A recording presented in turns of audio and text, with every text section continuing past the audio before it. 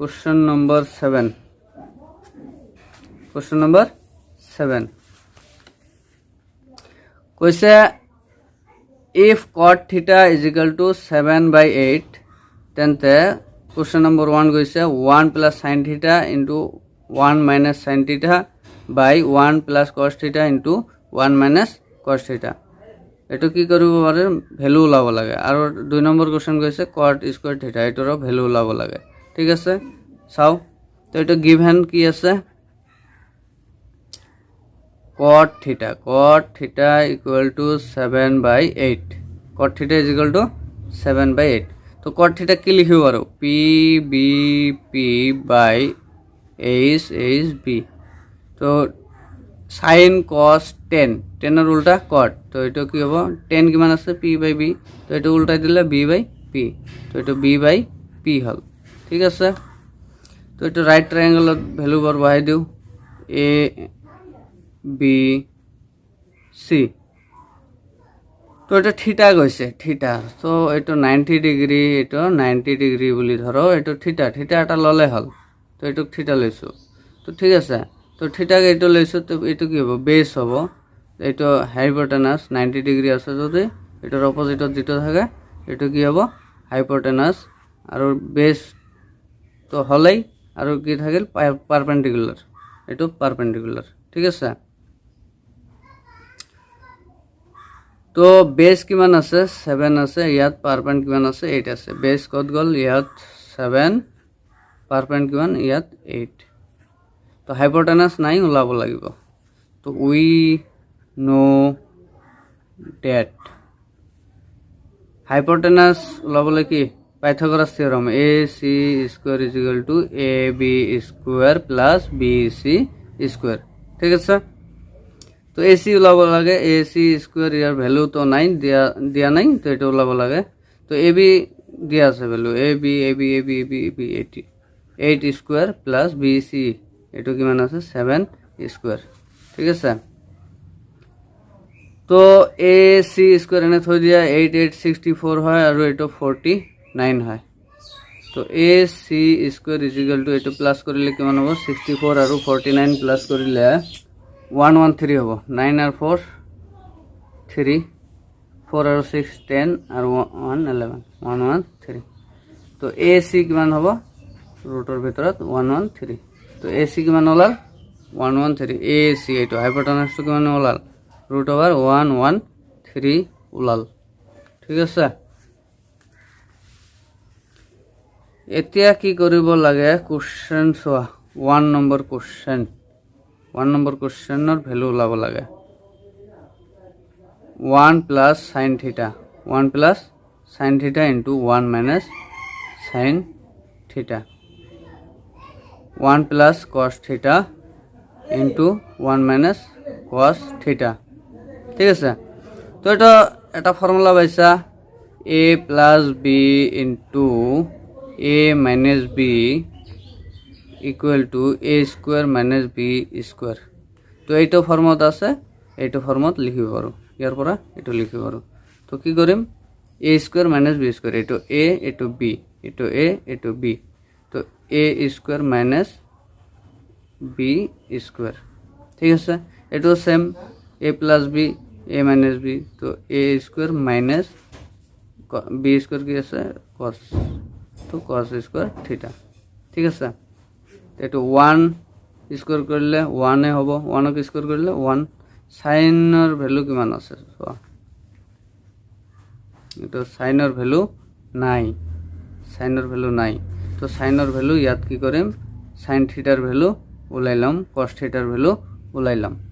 তো sin theta is equal to কি লিখিব পাৰো p by h কিমান হ'ব sin theta তো এটোই না বেস এইটো